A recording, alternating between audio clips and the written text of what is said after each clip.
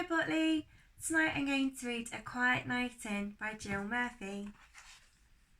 I want you all in bed early tonight, said Mrs. Large.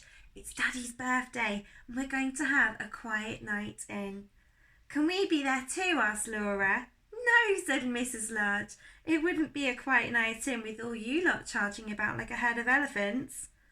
But we are a herd of elephants, said Lester. Smarty pants, said Mrs. Large. Come on now, it's time for school.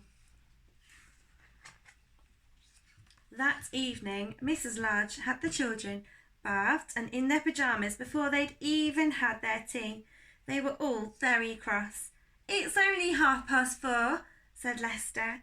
It's not even dark yet. It soon will be, said Mrs. Large grimly. After tea, the children set about making place cards and decorations for the table. They all tidied up. Then Mrs. Large tidied up again. Mr. Large arrived home looking very tired. We're all going to bed, said Lester. So you can be quiet, said Laura. Without us, said Luke. Shh, said the baby. Happy birthday, said Mrs. Large. Come and see the table. Mr. Large sank heavily into the sofa. It's lovely, dear, he said, but do you think we could have our dinner on trays in front of the TV? I'm feeling a bit tired. Of course, said Mrs. Large. It's your birthday. You can have whatever you want. We'll help, said Luke. The children ran to the kitchen and bought 2 trays. I'll set them, said Mrs. Large. We don't want everything ending up on the floor. Can we have a story before we go to bed? Asked Luke. Please, said Lester. Go on, Dad, said Laura. Just one. Story, said the baby. All right then, said Mr. Large. Just one. Lester chose a book and they all cuddled up on the sofa. Mr. Large opened the book and began to read. One day, Binky Bus drove out the big garage. Hello, he called to his friend, Mickey Milkfloat. I don't like that one, said Laura. It's a boy's story.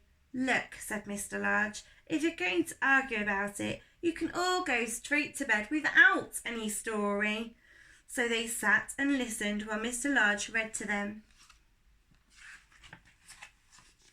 After a while, he stopped. Go on, Daddy, said Luke. What happened after he bumped into Danny Dustcart? Did they have a fight? Asked Lester.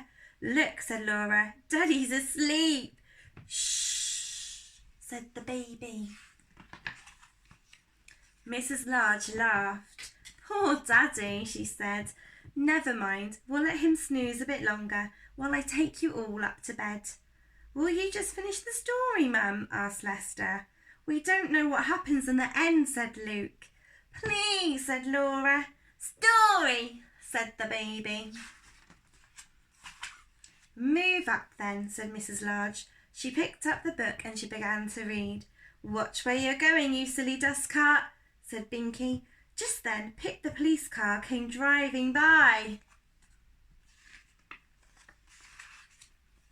After a while, Mrs. Large stopped reading. What a strange noise, asked Lester. It's Mummy snoring, said Luke. Daddy's snoring too. They must be very tired, said Laura kindly. Shh, said the baby. The children crept from the sofa and fetched a blanket. They covered Mr. and Mrs. Large and tucked them in. We'd better put ourselves to bed, said Lester. Come on, shall we take the food up with us? Asked Luke. It is on your trays. It's a pity to waste it, said Laura. I'm sure they wouldn't mind anyway. They wanted a quiet night in. Shh, said the baby. And that is the end of the story. And apparently time for me to stop, according to Tinks. Night, Botley.